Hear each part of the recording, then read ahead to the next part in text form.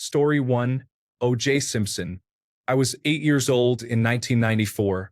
I remember sitting in a circle on the floor at school while the teacher talked about it.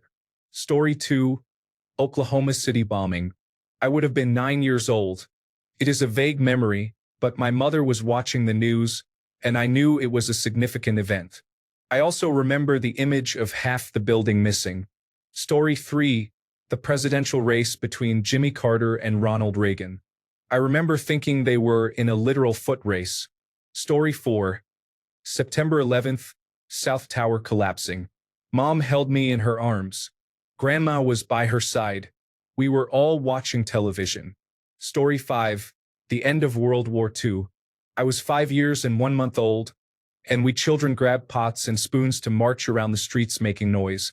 Story 6, Vietnam. They reported the death toll every night on the news. I don't know how I remember. I was very young. Story 7, Michael Jackson died. I was 4 years old and on vacation when I saw it on television. Everyone in my family was shocked and sad. I thought he was a white woman. Story 8, I'm an anomaly, an old Reddit user. I can remember standing in front of our black and white television watching John F. Kennedy's funeral procession. I was just a month into being 4 years old. Story 9, Port Arthur Massacre 1996, the largest mass murder in Australia, which led to the implementation of strict gun laws. I vividly remember watching the news with my parents as they showed a map outlining the sequence and locations of the killings. The news reporter described tracking down a child who was hiding and shooting them. Story 10, 2005 Sri Lanka Boxing Day tsunami. I remember I had an online friend in Sri Lanka, probably from RuneScape or something. I never did catch up with them, but I remember hoping that they were all right. Story 11, crack and murder were everywhere when I was a kid. That was the major news story. Crime was crazy in the late 1980s and early 1990s. Story 12, I have been discussing this with friends and noticed that most early news stories are negative, except for one person, Pete Rose. Everyone else involves the Gulf War, Hurricane Andrew, the Challenger disaster, and similar events. Story 13, landing on the moon in 1969. I thought it was so cool. It looked like they were bouncing around and having a great time. I wanted to be an astronaut until I saw how much science you had to study for it. Story 14, Mother Teresa, and then what felt like 5 minutes later, Princess Diana dying. Growing up in Catholic school, Mother Teresa was a big deal and everyone loved Princess Diana, or at least it felt that way. So that was a rough week. Story 15, it was maybe 1972 at the earliest. My mom fixed me breakfast and had the radio on, and I heard about a ship being sunk. I told my mom I didn't know we were at war. My mom said, "We are always at war." I was 4 or 5. Her brother was over there in that war. Story 16, the Ethiopian famine in 1985. I got in trouble in 2nd grade for drawing a picture of an Ethiopian village. Mainly because I drew all the people as black stick figures with swollen bellies, and half of them were dead. Story 17, President Kennedy's assassination. I was 3 and can remember my mom sitting at the television crying. I guess her emotions helped make the impression. Story 18, the death of Pablo Escobar. I remember exactly where I was and how everyone around me started celebrating. It spread quickly. At the time, I did not understand what was happening, as I was 3 years old. But it was a truly unforgettable moment. My city was deeply affected by his actions, so everyone was cheering as if we had won the World Cup. Story 19, Cuban Missile Crisis. There was one directly aimed at New York City supposedly, which scared me a lot. I begged for a bomb shelter. We had drills in school where we ducked under desks, as if that would have saved us. Story 20, O.J. Simpson was in the white Bronco with the police chasing behind him. It was wild to watch that go down live at the time. Then followed months of the court case. Story 21, 1972 guerrilla attack on the Olympics. I seriously thought it was guerrillas for a long time. I was a child. Story 22, Rwandan genocide. We had a speech contest in my elementary school, so I made that my topic. Everyone else had speeches about puppies, horses, or why they loved their mom and dad. I was not a popular kid. Story 23. The 1989 Bay Area earthquake. Not from the news, though. I was 60 to 70 miles away, and the car I was in shook. Years later, I asked my mom, who had been driving, what she thought when we felt the tremors. She said she figured a lot of people had died if we could feel it where we were. Story 24.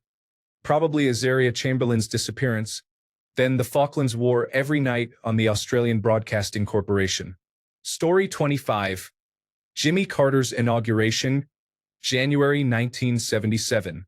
On the ride from the Capitol to the White House, he, his wife, and his daughter got out of the limousine and walked part of the way. Then this January, just short of half a century later, I watched him get pulled in the other direction, back up Constitution Avenue. Story 26. Monica Lewinsky. I was about 4 years old, and I thought she was Jenny Craig because of the commercials between the news segments. Story 27. My earliest news memories were in 1968. Probably the first big one was Martin Luther King Jr.'s assassination, but I also remember Robert Kennedy, race riots in my city, the Vietnam War every night, and Richard Nixon winning. It is interesting now, with all I have learned since, to look at the events and still see them from 6-year-old eyes. Story 28. Baby Jessica fell down the well. Her full name is Jessica McClure. I thought I was named after her. I was 3 years old when her rescue took place. Story 29. Chernobyl. I woke up having a nightmare of my entire family, having to flee the town we lived in as a large gray-green cloud of radioactive poison slowly rolled in. We lived in the middle of nowhere in the prairie provinces of Canada, which was about as safe as we could possibly be. My child's brain did not realize that, though. Story 30. The 1993 Mississippi River flooding is remembered for the sight of caskets floating down the river, as shown on the news, and the horror experienced by my parents. Story 31. I was in 5th grade when the President Bill Clinton and Monica Lewinsky scandal occurred. There were enough tabloid headlines at the grocery store checkout lines that even the 10-year-olds were making jokes about it. Story 32. Elvis Presley died. I was playing in my sandbox when a friend, who was about 5 or 6 years old, came over and told me. I had no idea who he was, but I was so struck by her tone and urgency that it is something I have never forgotten. Story 33. We lived just a couple of blocks from the San Isidro McDonald's where there was a massacre. 22 people were killed and 19 injured. My mom would take us there every now and then for a happy meal, and I guess we were going to that day, but something came up. After that happened, my mom packed us up and moved us to a different state. Story 34. The Oklahoma City bombing was the first time I realized people can be depraved. I was just entering my teens, and there was a lot I learned about the world, starting with that one huge incident. Story 35. A lady died on her 100th birthday. For a long time, I thought that if you lived until 100, you died on your 100th birthday. Story 36. Gay marriage legalization. I was raised very Pentecostal in East Texas, and I remember when it was legalized, my grandmother was about to pass out. She kept talking about devils walking among us and how it was ungodly. I specifically remember being 12 and saying, well, everyone deserves love, and I got in trouble for it. Needless to say, shortly after that, I ran away. Story 37. The first major news story I remember was Susan Smith drowning her children. The first major news event I lived through and remember is Hurricane Andrew because it made landfall on my 5th birthday. Story 38. Helicopters leaving the embassy in Saigon. I was 5. It was a unique bonding moment between me and my dad, and it is a core memory. I was sitting cross-legged in front of the TV watching something when Dad came in and turned on the ABC Nightly News. He told me to sit on the couch or my eyes would go bad. They started talking about the fall of Saigon. My dad got up and poured himself a glass of whiskey, which made me nervous because Mom always told us not to bother Dad when he had his whiskey after work. It was his time to relax before dinner. The strange thing was that he came in with his glass and a glass of milk, which he handed to me before sitting next to me on the couch. We definitely were not allowed to drink milk on the couch. We watched the news for a while. I remember seeing soldiers helping kids off a bus and running around with guns.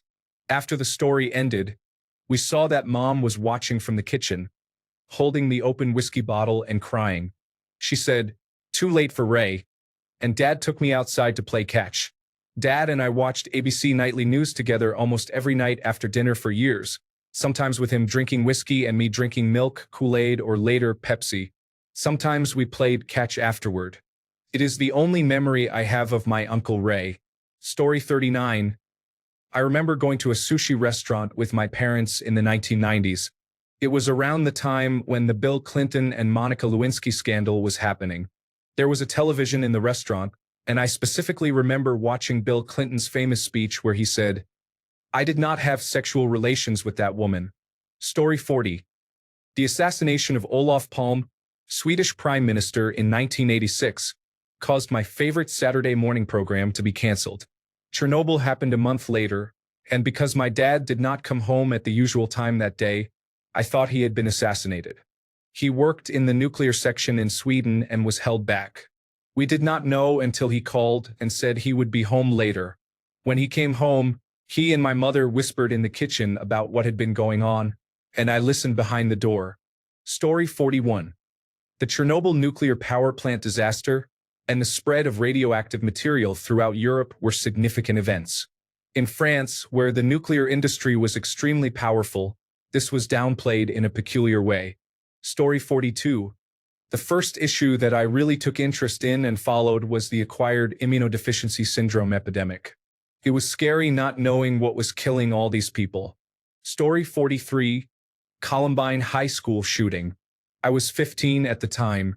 It was not the first major news story of my life, but it was the first one that I really paid attention to. Story 44.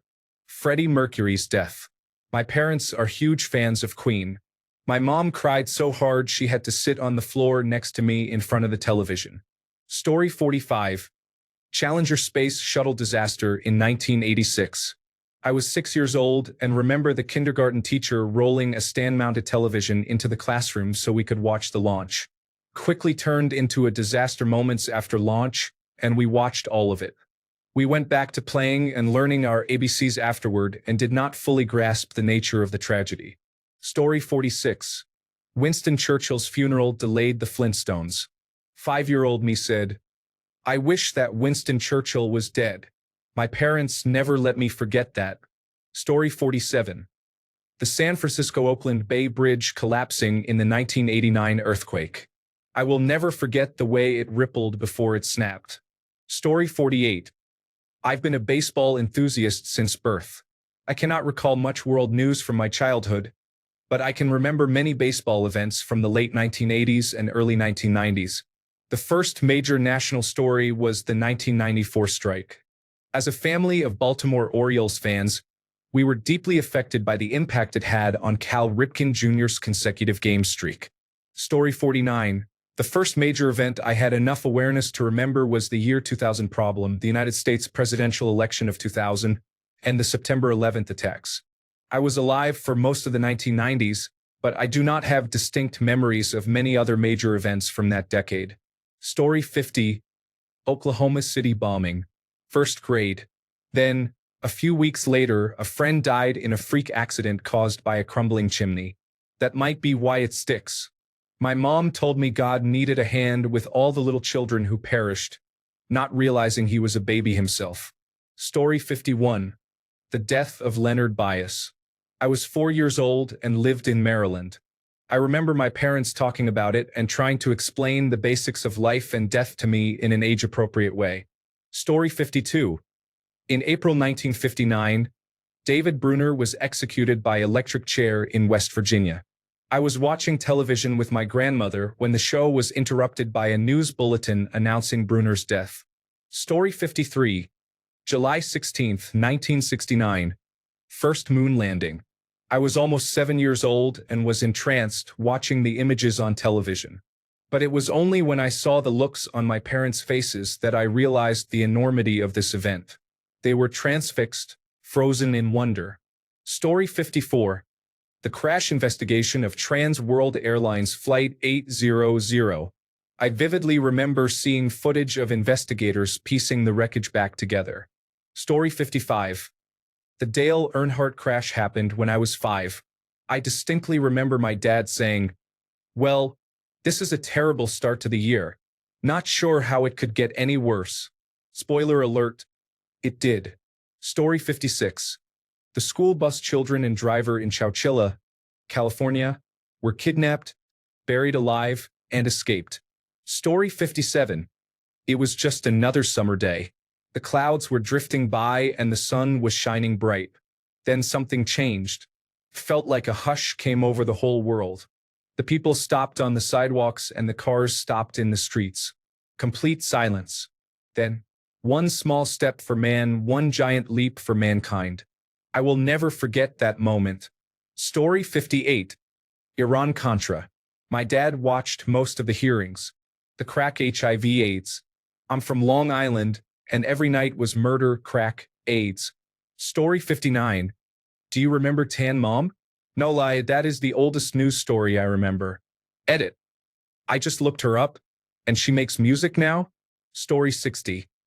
Not major, but as a child, one night, my dad was tucking me in, and I asked for a bedtime story. Now my dad is an incredible storyteller, so he told me the story of a cow. This cow lived near a cliffside along the ocean, and she loved grazing right near the edge. The grass along the edge was more plentiful, so she would inch closer and closer until one day, she fell off the cliff onto the beach. The cow was stuck on the sandy beach, and the owner had no easy way to get her back into the pasture. So they decided to call a helicopter. The helicopter came down the cliff and picked up the cow. The cow was safely returned to the farmer, and everyone lived happily ever after. Once I heard the story, I was hooked. They could buy me the prettiest picture books, but I wanted my cow story every night. It wasn't until well into my adulthood that my dad admitted that it was just a news article he had read earlier that day about a cow in England. Story 61. I vaguely remember September 11th, but the first very vivid event was the Virginia Tech shooting. I remember the local radio station made a remix of Home by Daughtry, interspersed with clips of police radio and news interviews of crying parents. Felt very uncomfortable. Story 62. Princess Diana's death. I was only 3 years old, but I remember it because my mom was very upset. I remember her crying and not wanting to leave bed. My mom really looked up to her.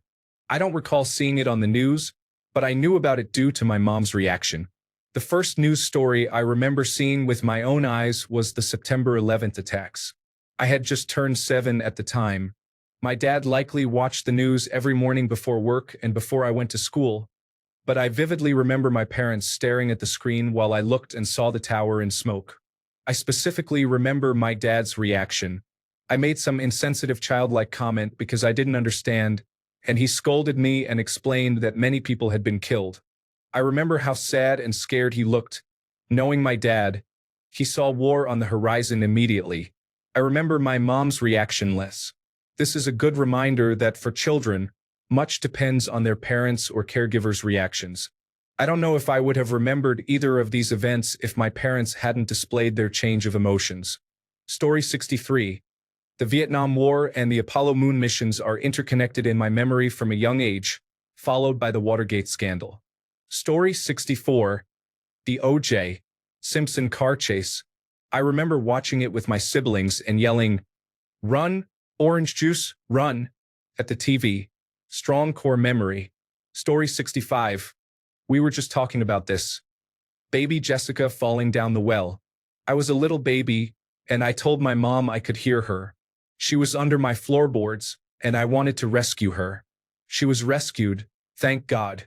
This was in the 1980s. Story 66.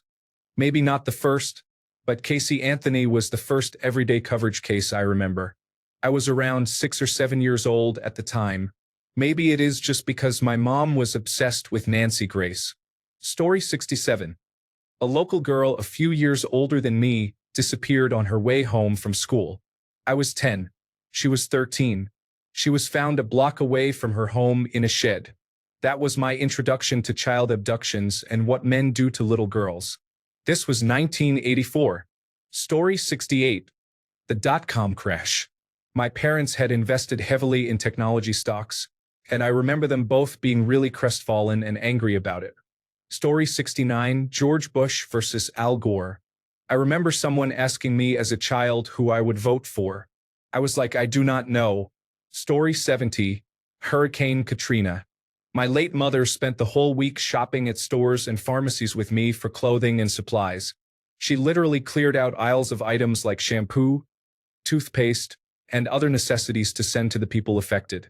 I remember shopping for size 4 toddler shirts because that was my size, and I wanted the kids far away to feel like my friends.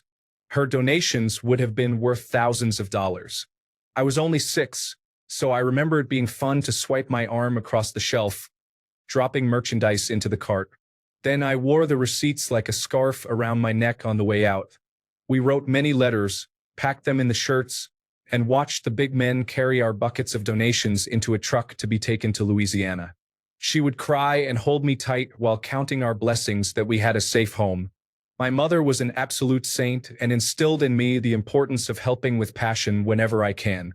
She took her own life shortly after, when I was 8, but I have never forgotten how much of a blessing she was to our communities near and far. Story 71. The 2008 election. I remember thinking his name was Barack Obama, and I also remember rooting for John McCain because Sarah Palin was his running mate. I thought it would be cool to have a female vice president. My political opinions have obviously changed since then. Story 72. Probably the first event I remember from start to finish is the Iranian hostage crisis. Iran had a revolution in which they ousted the puppet regime we had put in place. During the revolution, the Iranian revolutionaries took the staff of the United States Embassy in Tehran as hostages and held them for about a year. I remember seeing a broadcast, possibly live, of the hostages reciting messages. I do not recall the content of the messages, but I remember the picture quality was poor. They were released on January 20th, 1981, the day Ronald Reagan took office. To this day, I strongly suspect that Reagan may have committed an act of treason by making a deal to prevent their release under the Carter administration. I was 10 years old when they were released. I also have some memory of the energy crisis of the 1970s, though I do not remember how it started. From history, I know it was the result of a foreign policy mistake made by Richard Nixon.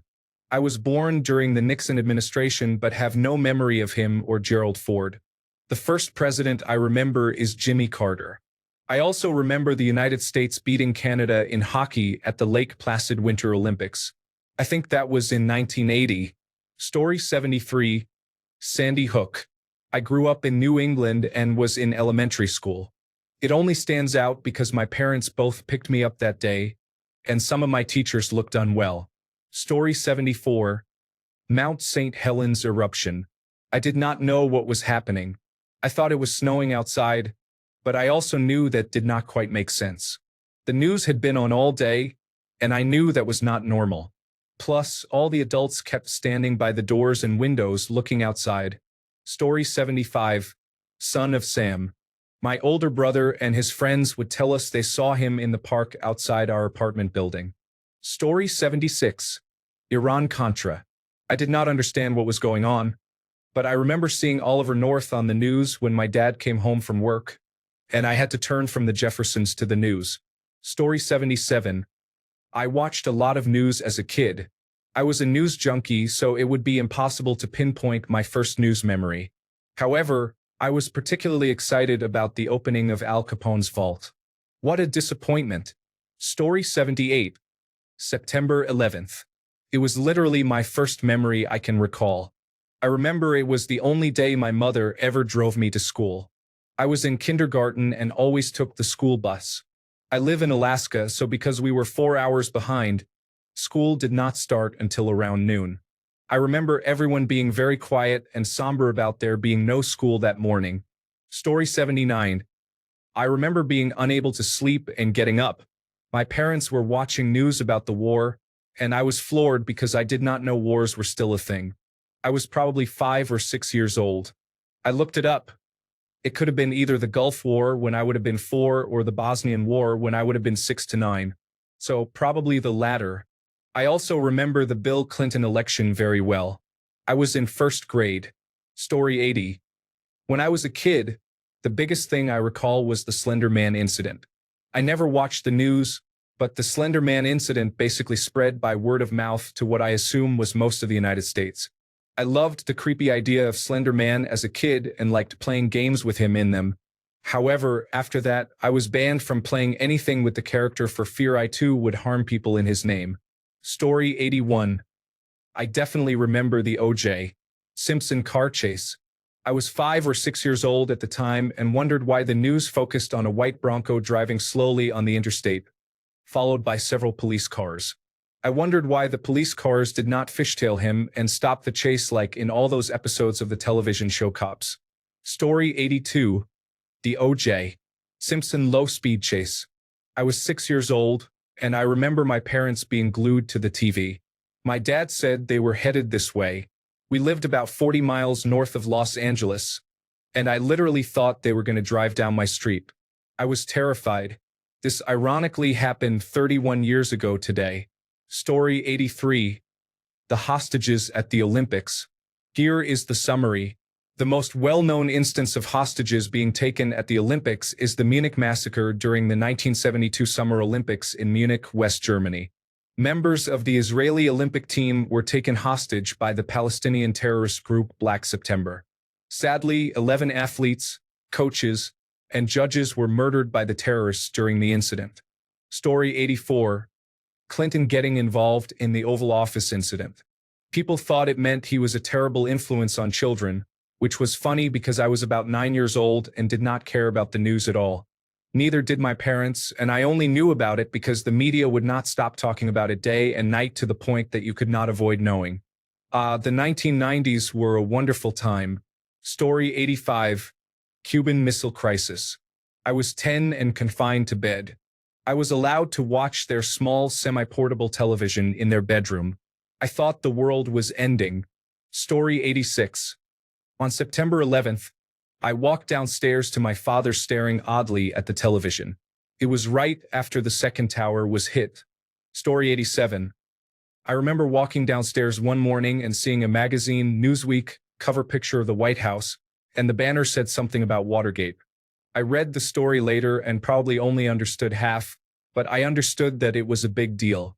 Story 88. Tiger Woods scandal. The way they had him on cable news network, I thought he was caught up in really serious stuff. Growing up, I learned he just cheated on his wife. Thanks a bunch for sticking around till the end of the video. Remember to subscribe, and until next time, stay awesome and goodbye.